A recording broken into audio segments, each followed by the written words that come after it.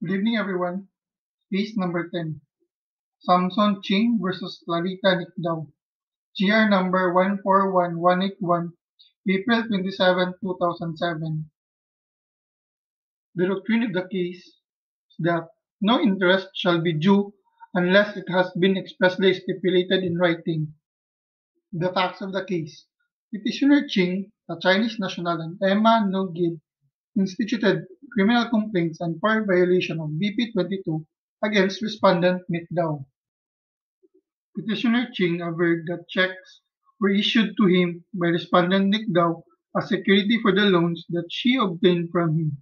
They agreed that respondent Nicdao would leave the checks undated and that she would pay the loans within 1 year. However, when the petitioner Ching went to see her after the lapse of 1 year to ask for payment, respondent Nicdao allegedly said that she had no cash. Petitioner Ching then deposited the check that she issued to him. Nicdao was charged with 11 counts of violation of Batas Pambansa Bilang 22. The issue of the case is whether Nicdao is civilly liable. The ruling of the court? No, Nicdao is not civilly liable.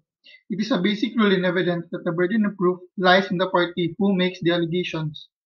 The Supreme Court agrees with the CA that the daily payments made by respondent Nicdao cannot be considered as interest payments only. Even respondent Nicdao justified that the daily payments that she made to No-Gid were for the interest due. However, as correctly ruled by the CA, no interest could be properly collected in the loan transactions between petitioner Ching and the respondent Nicdao because there was no stipulation therefore in writing. To reiterate, under Article 1956 of the Civil Code, no interest shall be due unless it has been expressly stipulated in writing.